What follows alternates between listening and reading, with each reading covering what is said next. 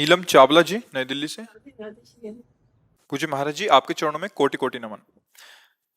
महाराज जी, भगवान की महान कृपा से मेरा मन कथा कीर्तन सत्संग की ओर बचपन से ही रहा है। मुझे प्रभु पर बहुत बहुत बहुत विश्वास है और विश्वास के कारण ही हर स्थिति परिस्थिति में हमेशा शुक्राना करती हूँ। लेकिन इतना विश्वास होने पर भी विषम परिस्थिति में कभी कभी डोल जाती हूँ, घबरा जाती हूँ और कुछ देर बाद अपने को समझाती हूँ, फिर ठीक भी हो जाता है। महाराज जी, मुझे दृढ़ विश्वास दिलाने में मेरा मार्गदर्शन करें। महाराज जी, आपकी अतिशय देखो, कृपा। जब तक अज्ञान रहेगा तब तक इसका कार्य है भगवद विस्मृति कराना, भयभीत हो जाना, विषाद युक्त हो जाना, नाना प्रकार की चिंताओं में फंसाना। इस अज्ञान का कार्य है। जब तक ये जहां भी दिखाई देते हैं अज्ञान के कारण ही है। जब हमें विश्वास है कि भगवान है, जब हमें ये विश्वास है कि भगवान बहुत करुणामय है, जब हमें विश्वास है कि हम भगवान की शरण में हैं, जब हमें ये विश्वास है कि भगवान अपने शरणागत का अमंगल नहीं करते, मंगल भवन है, फिर हमें घबराने की क्या जरूरत है। बहुत अच्छे से समझ लो तो और विश्वास प्रकाशित हो जाएगा। एक माँ अपने बच्चे का अहित नहीं कर सकती, तो समस्त ब्रह्मांडों के पिता प्रभु वही माता है, वही पिता है। वो स्वयं कह रहे, सब मम प्रिय सब मम उपजाए, सब मेरे से प्रकट हुए, सब मेरे बहुत प्यारे हैं। जब भगवान सर्वत्र हैं तो जहां आप हैं वहां हैं। बात मानते हैं आप? जब भगवान सबके हैं तो हमारे भी हैं। जब भगवान मंगल भवन है तो उनका कोई भी विधान अमंगल नहीं कर सकता। भगवान सर्वशक्तिमान है, उनके होते हुए महान ऐश्वर्यवान है। ये मुझे दुखद परिस्थिति प्राप्त हुई है तो जरूर कोई न कोई इसमें मंगल विधान है। हमें दिखाई नहीं दे रहा, हमें लग रहा है कि यह अमंगल है, पर वो है मंगल विधान। परिणाम में जब आप देखेंगे तो आपको मंगल, क्योंकि आप भगवद आश्रित हैं, तो आपको मंगल समझ में आएगा। देखो, रोग हो जाना, धन नष्ट हो जाना, शरीर का कोई अंग भंग हो जाना, या कोई ऐसी बाहरी परिस्थिति बिगड़ जाना, ये हमारे बहुत जन्मों से कर्म है, शुभ और अशुभ। और भगवान का विधान है जो शुभ अशुभ कर्म है वो आपको भोगने पड़ेंगे। भगवान का विधान अवश्य में हो, मतलब निश्चित भोगने पड़ेंगे। फिर भजन का क्या प्रभाव रहा? अगर हमें भोगने ही पड़ेंगे तो आशीर्वाद संतों का क्या रहा? भजन का क्या प्रभाव रहा? भोगने तो पड़ेंगे ही ना। उसको अच्छे से समझो। पूरा स्टॉक लगा हुआ है संचित कर्म का। भजन से, संतों के वचनों का पालन करने से, गुरुजनों की वाणी का पालन करने से पहले वो भस्म होगा जो आपका संचित जमा है। अभी वर्तमान में जो आपके कर्म हो रहे हैं इनमें सुधार होने लगेगा। इनमें जो गलतियां हो रही हैं, क्योंकि आप शरणागत हो, तत्काल आपको दुख होगा, जलन होगी, उतने में ही क्षमा कर दिया जाएगा। अब जब शरीर रचना हुई थी तब उसके साथ पूरे जीवन में निर्णय कर दिया है, इस वर्ष में इतना दुख, इस वर्ष में इतना सुख, ये रोग इस अवस्था में, इस अवस्था में ये विपत्ति, वो पहले से रच गई है। भगवान उस विधान को नहीं काटेंगे। जो कानून हमारे देश का बना हुआ है, ये नहीं कि आप बहुत बड़े पद में हो तो उस कानून को आप मिटा दें।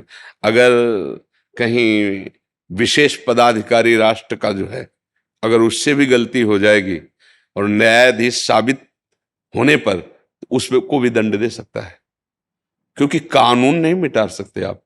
कानून को आप नष्ट नहीं कर, तो भगवान का बनाया हुआ कानून है। शुभ अशुभ कर्मों को आपको अवश्य भोगना पड़ेगा।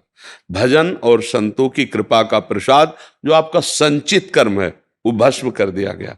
जो आगे नवीन कर्म हो रहे हैं जिसे क्रियमाण कहते हैं, उनमें सुधार हो, और जो गलतियां होंगी उनको बहुत कम कष्ट वर्तमान में ही देकर, उसे लिखा पढ़ी में नहीं डाला जाएगा, वर्तमान में ही भुगता दिया।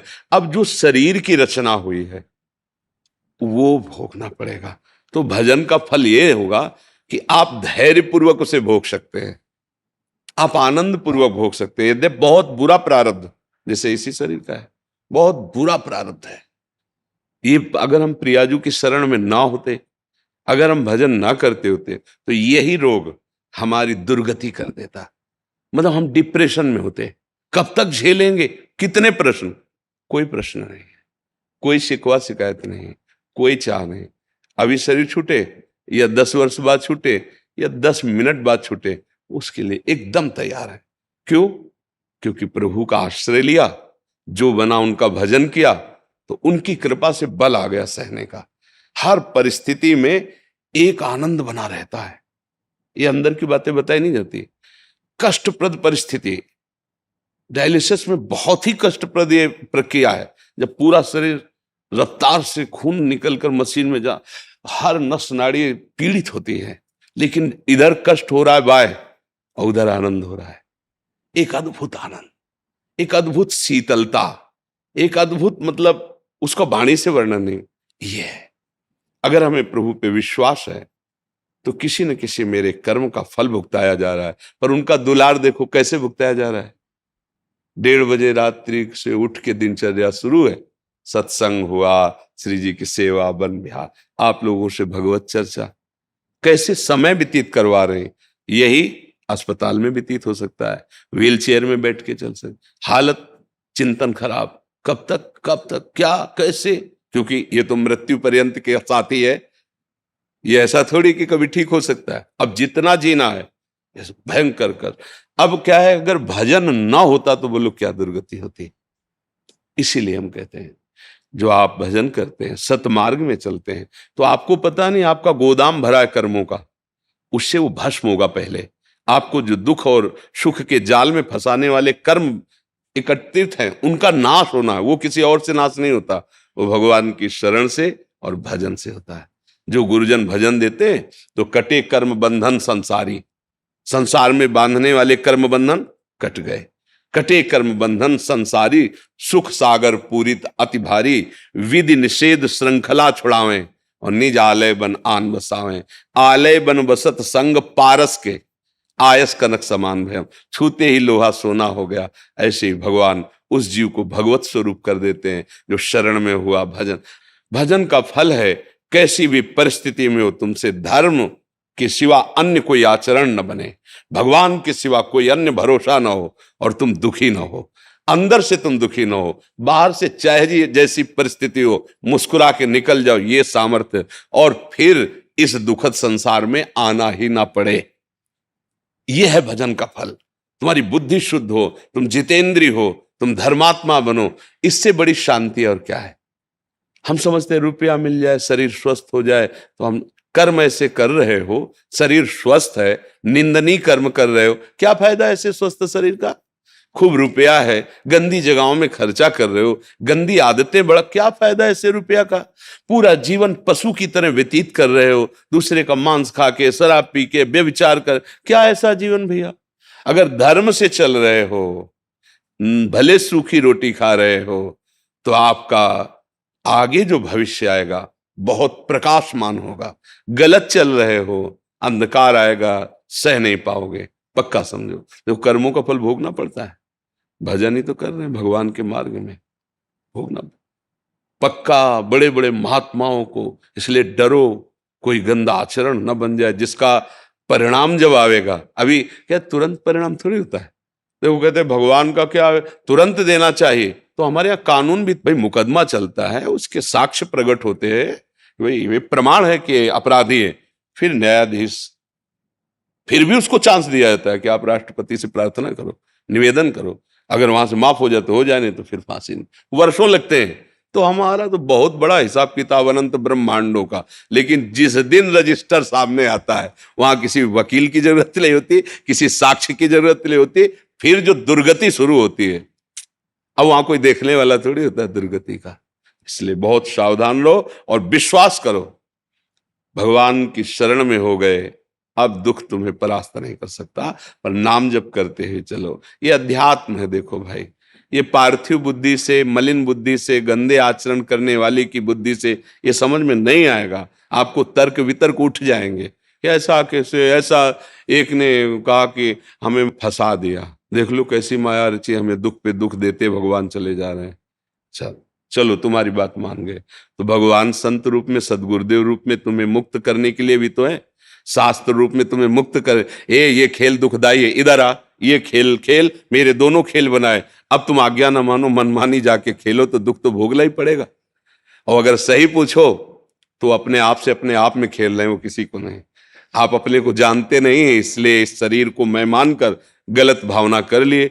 नहीं, आप समझो, चाहे एक चम्मच में गंगा जल ले लो तो गंगा जल, एक टैंकर भर लो तो गंगा जल, और धारा में तो गंगा जल। तुम भगवान के अंश हो ना, तो अंश में पूर्णता है, वो पूर्ण है। वेद कहता है पूर्णमदः पूर्णमिदं पूर्णात् पूर्णमुदच्यते पूर्णस्य पूर्णमादाय पूर्णमेवावशिष्यते।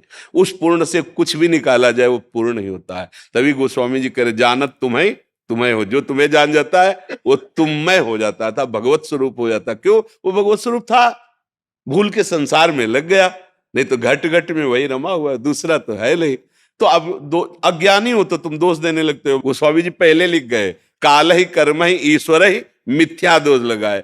अरे अब क्या करें, भगवान की ऐसी इच्छा थी, क्या करें, वो समय ही ऐसा था, हो गया। और ऐसे ऐसे दैव हमारे भाग्य में, ऐसे भाग्य मिटाने के लिए आए हो, पशु की तरह भाग्यवश भोगने के लिए नहीं आए हो। ऐसे कर्म करो, ऐसा आराधना करो, ऐसी दूसरों की सेवा करो, ऐसा बुजुर्गों का आशीर्वाद प्राप्त करो कि तुम माया पर विजय प्राप्त करो, अपने नए भाग्य की रचना करो। बिल्कुल सावधान, अपराध बन जाए, गलती बन जाए तो भोगना ही पड़ता है। देखो, हम तुम तो भगवान का नाम जप करते हैं। महाराज दशरथ जी भगवान के पिताश्री होने का सौभाग्य प्राप्त किया। भगवान राम पुत्र बन के आए कि नहीं, पर अनजाने में अपराध बन गया। श्रवण कुमार जी जल भर रहे थे, तो घड़े से डुब डुब ऐसी आवाज आई, तो उनको लगा कि कोई हिरन जल पी रहा है। तो शब्द वेद ही बाण संधान करना जानते थे, शब्द जहां है उसी में वेद दें। उस श्रवण कुमार की छाती में लगा। जब वो हा ऐसी आवाज, उनको लगा है तो मनुष्य की आवाज है। नजदीक गए तो देखा ब्रह्मचारी वेश, तपस्वी वेश। वो घबरा गए एकदम, क्योंकि उनका कोई ऐसा लक्ष्य नहीं था ना। अचानक ये गलती हो गई। उनको गोद में लिया, बाहर निकाल के लाए।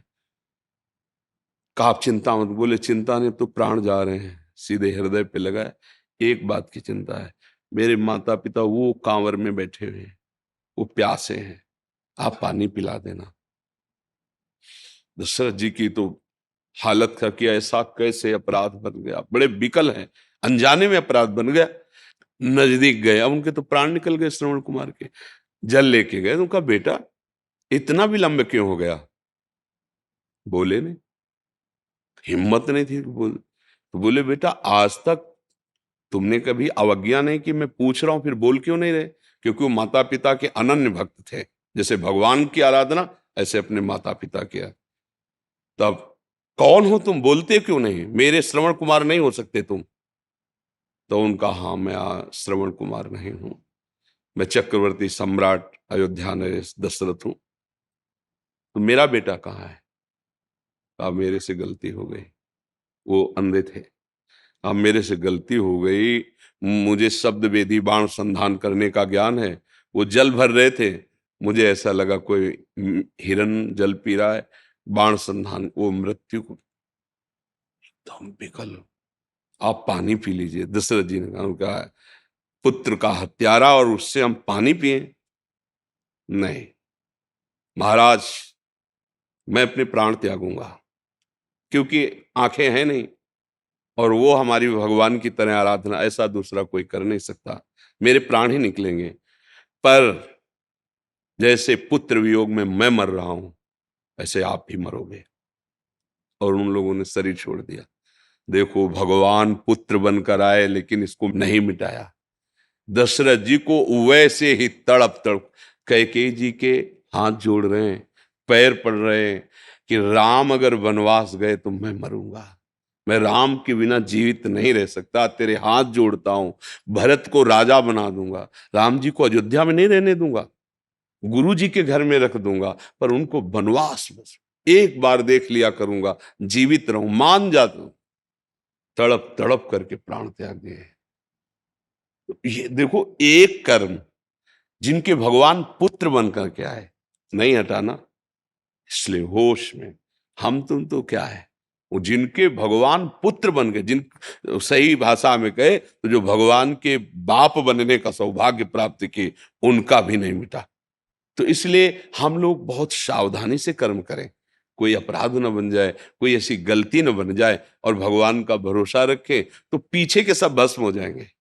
आगे जो हमारे नवीन कर्म है, सुधार सावधानी से करेंगे तो अपराध नहीं बनेंगे।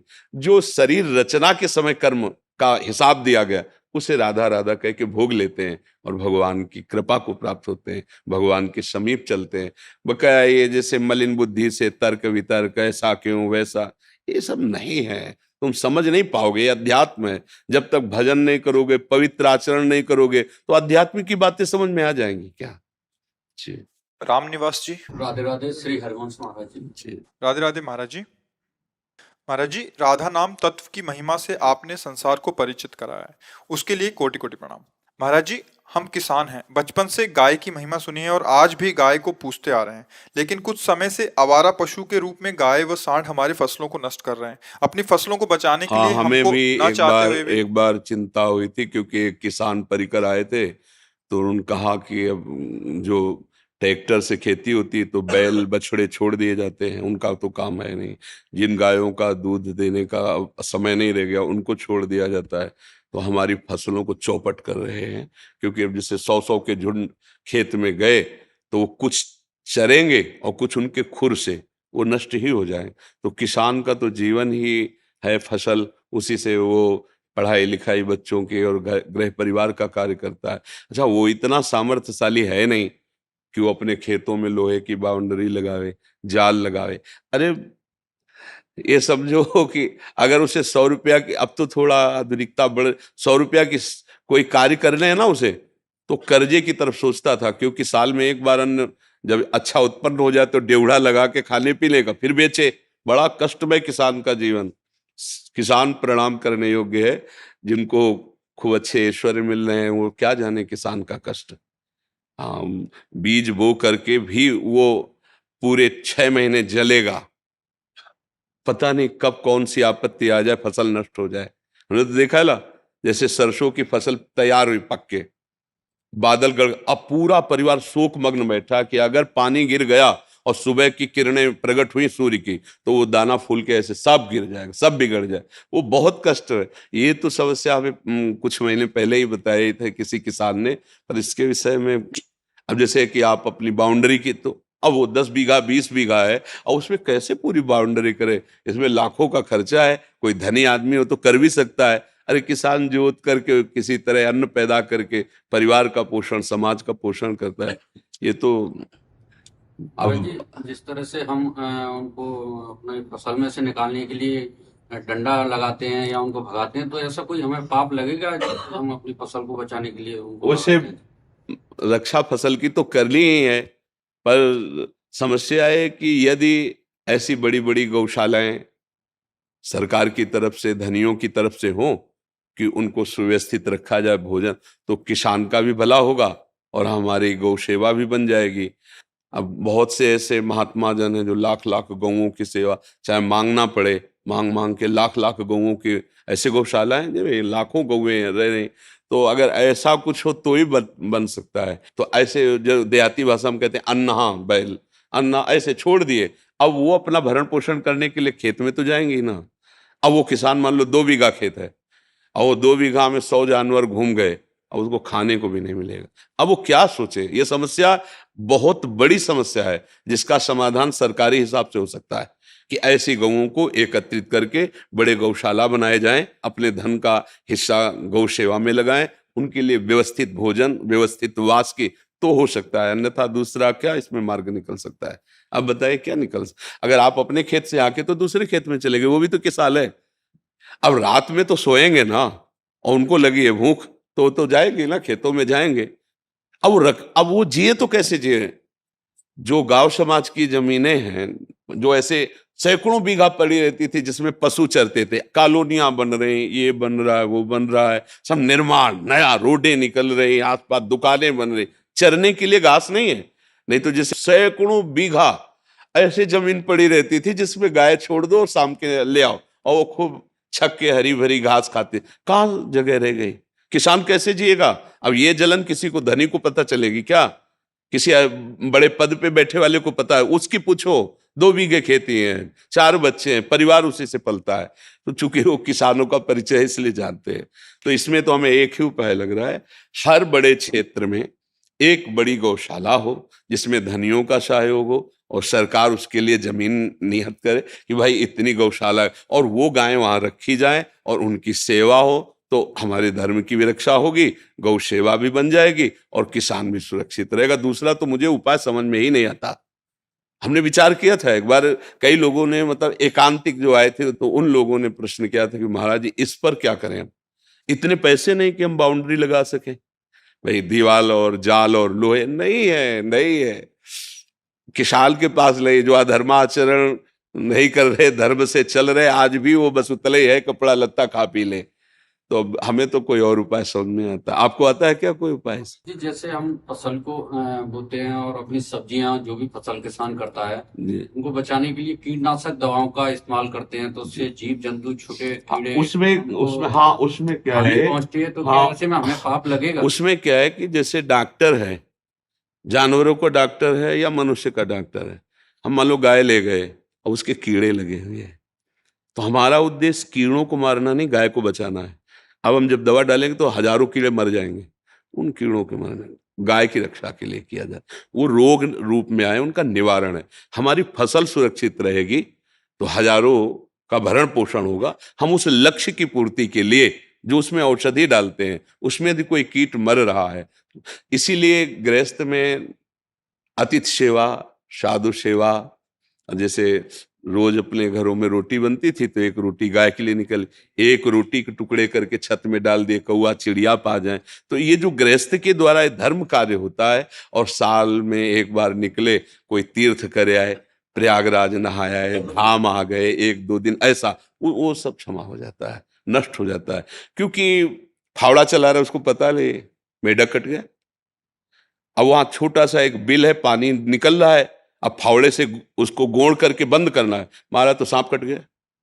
हल चल रहा है, सैकड़ों हजारों जीव मर रहे हैं, दीमक को, ये सब। तो उसका कार्य ऐसा है, उसका उद्देश्य जीवों को हत्या करना नहीं है, अन्न की प्राप्ति कराना, जिससे सब मनुष्य शरीरधारी अपना प्राण पोषण कर। भाई आपको 1 करोड़ रुपया भले महीना मिलता है, लेकिन करोड़ खाओगे क्या? खाओगे तो दाल रोटी। तो वो वहां मेहनत करके दे रहा है, तो इसलिए उस किसान को अपराधी नहीं माना जाता, वो उसका पाप नहीं होता, क्योंकि वो अतिथि सेवा, साधु सेवा, इन सेवाओं में अपना जीवन समर्पित करता रहता है। और ये तो है, चाहे जैसा आदमी, हमने तो देखा, यहाँ भी देखा, जो यहाँ के पंडाजन जिन्हें कहते हैं, 10-20 रुपए में आपको 4-5 जगह दर्शन कराएंगे जाके, 10-20 रुपए। और जब हम उनके दरवाजे जाते थे भिक्षा मांगने ना, राधे श्याम, तो रुको बाबा, घी की चुपड़ी रोटी ला के देते थे, ये ले 20 रुपया 25 रुपया, हम खुद इतनी मेहनत कर रहे हैं, और ऐसे हमारे जैसे 50 संत उनके दरवाजे पर जाते हैं, और उनका वो, तो जैसे किसान है, गांव में कोई भूखा आ जाए, कोई संत आ जाए, तो गांव के लोग ऐसे होते, भाव होता है कि भाई आप आए हो तो हमारे अतिथि को पाके, उसके ऐसे पाप क्षय हो जाते हैं। जो हम लक्ष्य नहीं कर, देखो लक्ष्य करके ऐसे चींटी को मारे तो हत्या हो गई, अब अचानक पैर के नीचे कहीं दब जाती है, अब वो इतनी छोटी तो हत्या तो हो ही रही है। तो उससे हम जानबूझकर किसी को दुख नहीं देना चाहते। किसान का लक्ष्य है खेती जोत कर तैयार करना और उससे अन्न उपजा करके अन्य जीवों का भरण पोषण करना। अब उसमें जो बाधक जीव हैं, अब वो अगर रहेंगे तो फिर कैसे चलेगा? अन्न होगा ही नहीं। तो उसका जो पाप मानो कि मानो कुछ ऐसा बनता भी है, तो अतिथि सेवा और अन्य पशु पक्षियों की सेवा, साधु सेवा, और साल में 1-2 बार तीर्थ याटन, कुछ उपवास आदि, इससे नष्ट हो जाता है। उसके लिए कोई भारी अपराध इसमें गणना नहीं की जाती।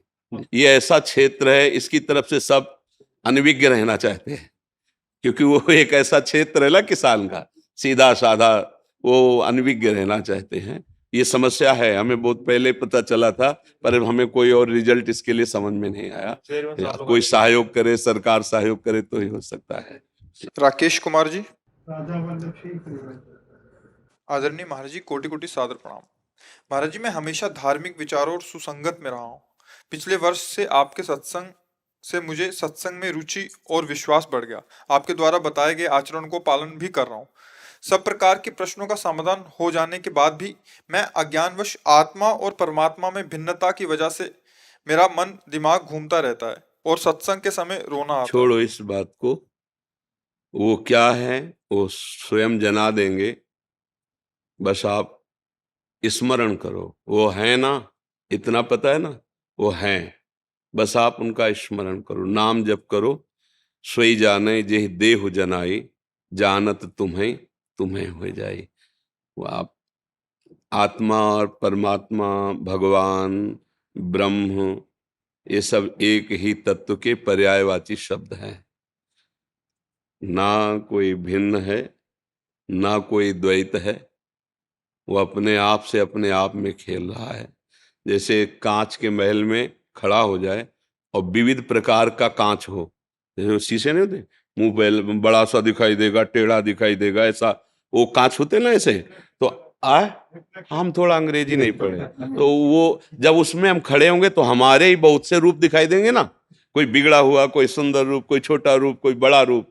ऐसे ही कोई बिगड़ा, कोई सुंदर, कोई छोटा, कोई बड़ा, माया के दर्पण में एक ही परमात्मा विविध रूपों में भास रहा है। उसको जीव कहो, उसको आत्मा कहो, परमात्मा कहो, भगवान कहो, एक ही परम तत्व है। पर ये क्यों में उसे समझ में नहीं आएगा, ये डट के भजन करो तब समझ में आएगा। जो नाम प्रिय हो, खूब रात दिन उसी का भजन करो तो वो जना देंगे। भगवान स्वयं ना जनावे तो नहीं जान पाएंगे। वो सोई जाने जेहि देहु जनाई, वो जना देते हैं। जहां जीव को भगवत साक्षात्कार का समय आता है भजन के प्रभाव से, तो मम दर्शन फल परम मनूपा, जीव पाव निज सहज स्वरूपा। अपने स्वरूप में अर्थात भगवत स्वरूप में स्थित हो जाता है। वो और भगवान दो नहीं रह जाते। अभी हम देह भाव में है ना, तो चाहे जितनी अकल लड़ावें, भिन्नता बनी ही रहेगी, भिन्नता बनी ही रहेगी। तरंग जब तक रहेगी तो भिन्नता रहेगी। तरंग खत्म तो समुद्र और तरंग में कोई भेद नहीं था। पर जब तक तरंग रहेगी तब तक भेद है, क्योंकि समुद्र का वायु विकार रूप में तरंगायमान होना अलग शब्द से तरंग का, और जहां वायु विकार खत्म तो वो तरंग नाम की कोई चीज ही नहीं, वो समुद्र ही तरंगायमान हो रहा। समझ रहे ना? ऐसे ही जब तक हम शरीर अभिमानी हैं, मैं स्त्री, मैं पुरुष, मैं उत्तम, मैं अधम, ये सब जैसे विचार, ये माया विकार से तरंग है उस आनंद समुद्र भगवान की। और ये तरंगे खत्म हुई, शांत हुआ तो ब्रह्म स्वरूप था, ब्रह्म स्वरूप है, वो ब्रह्म स्वरूप रहेगा। नाम जप करो, खूब भजन करो। जानना है तो भजन करो, भजन करके ही जान। ये ऊंचाई है ना, तो भजन न सेनी प्रेम की। जैसे हम ऊंचाई पर चढ़ने के लिए सीढ़ी का प्रयोग करते ना, ऐसे क्रम बाय क्रम भूमिकाएं जागृत होती चली जाएंगी, जैसा आप भजन करते चले जाओगे। हरिओम प्रभु जी। जी मेरा सवाल है, जी मैं पहले से सत्संग जाता रहा हूँ लगातार 98 से, मेरे पास भगवान की कृपा है। और क्योंकि मैं आपको सुनता हूँ तो मुझे बड़ा अच्छा लगता है, क्योंकि आपकी एकदम से निराकार की वाणी मेरे को अंदर से कैच होती है, जो मेरे गुरु भगवान ने बताया है। अभी मेरी जो समस्या है वो ये है कि मैं इतना गुरु के द्वारा मेरे प्रति इतनी कृपा बरसाई जाती, फिर भी मैं उसी अपने आचरण में परिवर्तन नहीं लाता। तो मेरे को एक दिन विचार आया कि जो ये पुरानी परंपराएं थी, जहाँ पर जन्म से पहले और जन्म के समय और जन्म के बाद गुरु द्वारा ज्ञान दिया जाता था, हम लोग जल्दी चढ़ जाते थे। अभी मेरे को कुछ चीज़ें कैच होती इन 25 सालों के बाद। तो अगर ये शिक्षा हम लोगों को बचपन से मिलती तो हम शायद आगे बढ़ते। हाँ, ये तो परम सत्य बात है। इसीलिए चाहे वो राजा का पुत्र हो, चाहे प्रजा का पुत्र हो, गुरुकुलों में इसीलिए भेजा जाता था कि उसे शास्त्र ज्ञान होता था। अब अभी कल कुछ बड़े बड़े अधिकारी जन बैठे थे, तो उनसे यही प्रार्थना की थी कि हमें बहुत चुभ रहा है इस समय का वातावरण, कि हमारी नवीन पीढ़ी जो है उसको ये ज्ञान ही नहीं हो रहा कि मैं पतन के मार्ग में जा रहा हूँ, मेरा पतन हो रहा है, मेरा सर्वनाश जो करने वाली विकार की वृत्तियां हैं उनका बढ़ावा मिल रहा है। अब हमारी बात सुने समझे तब तक तो आग लग चुकी होती है, नहीं लग सकेगी। अगर उनसे यही प्रार्थना की थी कि अब हमारी तो सामर्थ्य है नहीं, अगर विद्यालयों में जो आप चाहे मतलब गुरुकुल शब्द से कहते हैं, अब गुरुकुल जैसा वातावरण तो नहीं रह गया, क्यों कोई अपने बच्चों को ऐसे, और वैसी व्यवस्थाएं भी भंग हो चुकी हैं, इतनी आधुनिकता बढ़ चुकी है ना कि उस तरह से सतोगुण में रहना बहुत कठिन है, बहुत कठिन है। तो अब हमको क्या चाहिए, बुद्धिमानी से जैसी परिस्थिति उसमें संभालना चाहिए। तो अगर स्कूलों में एक कोई ऐसा 30 मिनट का 20 मिनट का क्लास लगाया जाए जिसमें हम अपने शास्त्रों की बातें उनके उपयोगी अधिकार के अनुसार, उनको ब्रह्म ज्ञान की शिक्षा मत दो, हम कह रहे हैं उनको वैराग्य की शिक्षा मत दो, पर वो राग पूर्वक धर्म से जी सकें, ये तो शिक्षा दे दो कि इस अवस्था तक यदि आप ऐसे रहोगे तो आप बहुत बढ़िया गृहस्थ बन जाओगे, आप ऐसे चलोगे तो बहुत बुद्धि प्रवीण होगी, आप हर विषय में बहुत सुंदर ज्ञानी बन जाएंगे, आप ऐसे स्वस्थ रहेंगे, आप ऐसे धर्मात्मा बन जाएंगे, आप हमारे देश और समाज के उत्तम सेवक बनेंगे। तो इसलिए हमारे अंदर की बात ही जैसे आप बोल रहे ना, वो अंदर की बात, पर उसमें क्या है कि ना अपने पास ऐसी अर्थव्यवस्था है, ना अपने पास कोई ऐसा अधिकार है, पर हम चाहते हैं कि हमारा देश का जो स्वरूप है वो सबसे पहले धार्मिक शब्द आता है। भारत एक धार्मिक देश है, ऐसा आता है ना, दयावान देश है, ये सत्यवान ऋषि महात्माओं के द्वारा, जहां गंगा यमुना भगवान के विविध अवतार, ये एक अद्वितीय स्थान है।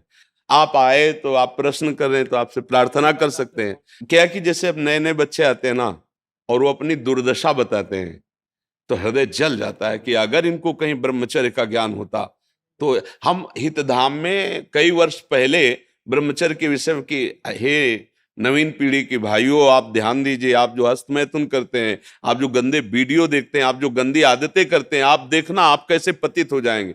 और उसके परिणाम हिम्मत करके उनके भगवान की कृपा जो बोल पा कि मेरी इस क्रिया से ऐसी दशा हो गई, ऐसे दसियों बच्चियों ने बताया। अब हम कैसे क्या कर सकते हैं इस पर, हमारे पास तो बात ही है, अगर आप हमारी बात मान लोगे तो ये बात आपको ऊंचाई पे चढ़ा देगी। पर अब उनके कुछ बच्चे ऐसे हैं जिनको बात पहुंच ही नहीं रही।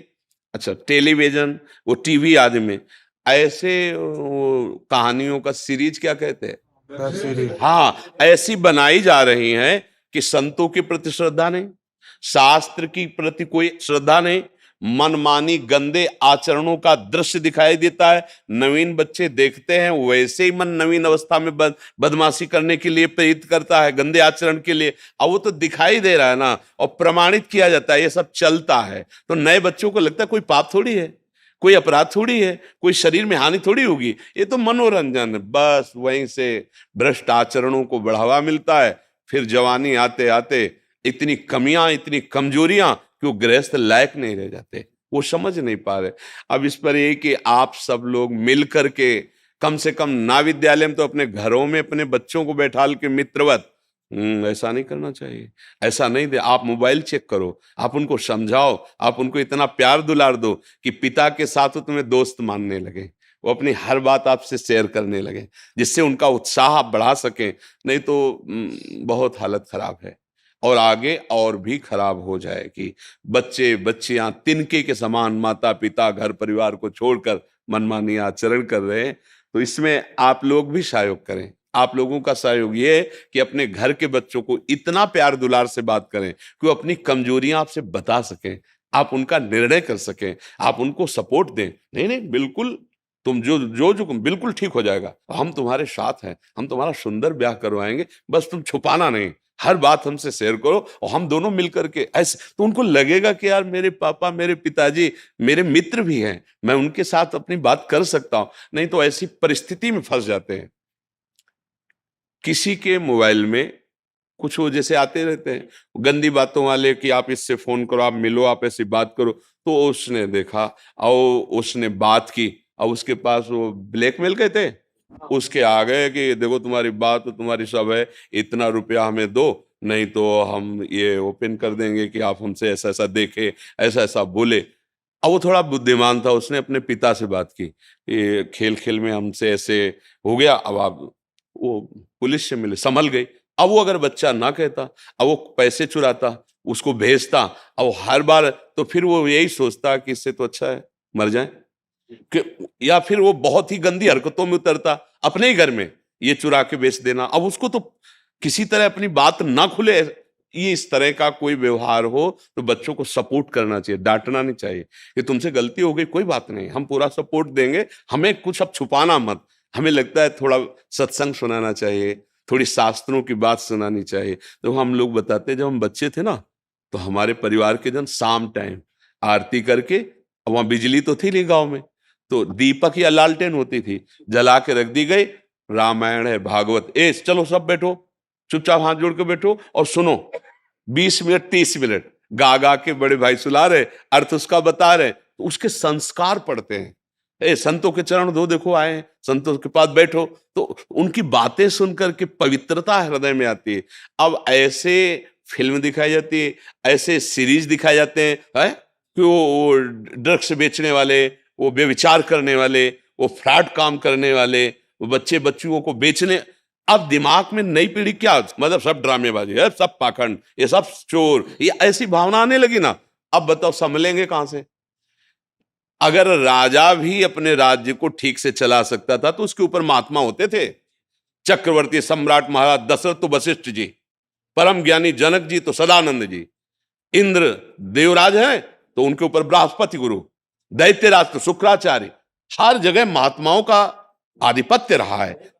हाँ, क्योंकि आप माना संसार के भोग, लेकिन आप कैसे भोगोगे, आप कैसे चलोगे, ये विधान तो अध्यात्म से ही आपको पता चलेगा ना।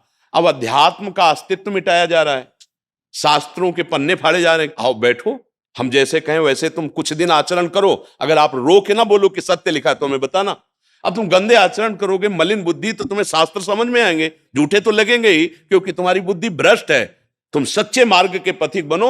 अगर तुम प्रणाम न करने लगो उसी शास्त्र को, तो हमें वो ब्रह्म ऋषियों के द्वारा लिखा हुआ, कोई ऐसे मनोरंजन करने वाले व्यक्तियों के द्वारा थोड़ी लिखा हुआ है। अब संत जन, हम मानते हैं कि इस वेश का आश्रय लेकर गंदे आचरण वाले कुछ ऐसे फ्रॉड लोग होते हैं जो अपने को बचाव पक्ष में इस वेश का दुरुपयोग करके मलिनता करते हैं, पर सब नहीं ऐसे। हाँ, असली नोट का ही नकली होता है। अगर नकली मिला है तो असली उसका होगा। अगर हमको संतों का संग मिले और शास्त्रों का स्वाध्याय करें और हम अच्छी बातें समझें, तो कलयुग कुछ नहीं बिगाड़ सकता। तो हम चाहें कि अपने घर में सात्विक वातावरण करें, और कहीं ऐसा अगर विधान हो जाए कि स्कूल में एक क्लास लगने लगे शास्त्रीय पद्धतियों का, कि भाई ये 20 मिनट आकर के ब्रह्मचर्य के विषय में बोलेंगे, इंद्रिय क्या होती है, मन की क्या चाल होती है, कैसे हम शरीर को स्वस्थ रखें, माता पिता की सेवा का क्या फल होता है, गुरुजनों को प्रणाम करने का क्या फल होता है, सुबह कितने बजे उठने से क्या लाभ मिलता है, और अगर सूर्य उदय हो गया इसके बाद उठने से क्या हानि होती है, तो बच्चों में वो चेतना जागृत हो। अब वो सत्संग की बातें तो कही जा सकती, पर जिसके आचरण में सत्य आचरण नहीं है तो केवल बातें ही बातें रहेंगी, बात में असर नहीं होगा। असर होगा जब स्वयं में वो आचरण में हो।